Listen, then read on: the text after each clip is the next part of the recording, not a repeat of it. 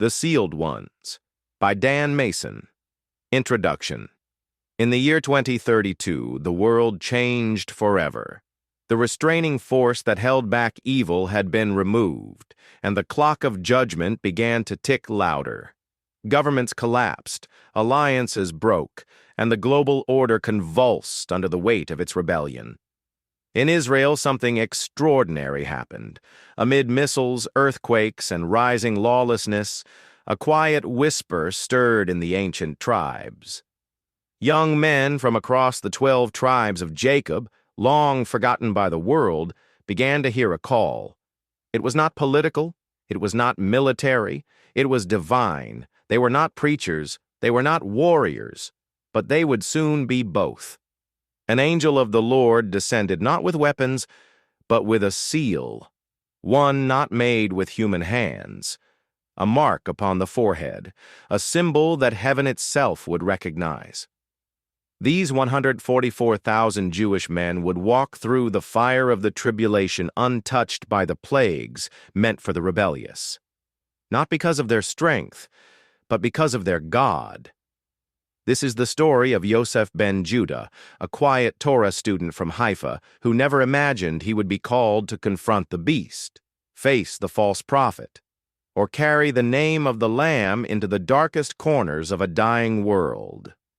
Alongside him, 12,000 others, tribe by tribe, emerged from every corner of the earth, sealed for the day of redemption, untouchable by the locusts of torment, and unbowed before the image of the beast.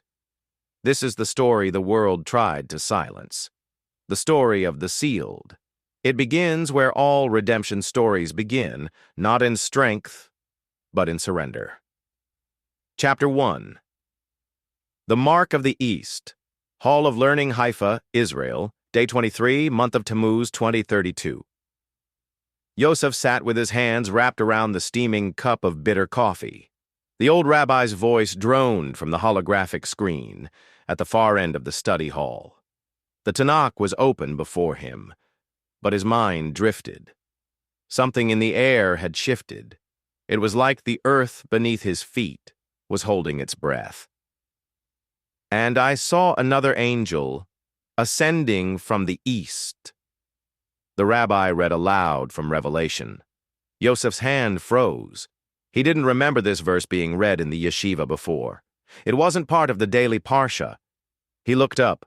The screen flickered. The voice changed. It wasn't the rabbi anymore. It was someone else. A tall man clothed in light. Not light from the room, but light from within. The students around him seemed unaware, still taking notes, still muttering prayers. But the figure on the screen, no, behind the screen, was looking straight at Yosef. Do not be afraid, Yosef ben Judah. The time has come to be marked. Yosef stood to speak. His voice caught. The room dimmed. The words of Revelation ringing now not from the screen but from deep inside him. Hurt not the earth, neither the sea nor the trees, till we have sealed the servants of our God in their foreheads. He blinked. The room returned. But something was different. The rabbi was back. The students were staring at him, and on his forehead, where none yet could see, was the burning, invisible seal of the living God. He was the first of 12,000, and the world would never be the same. Thanks for watching. Make sure to watch the next chapter. Chapter 2. The Blood of the Gate.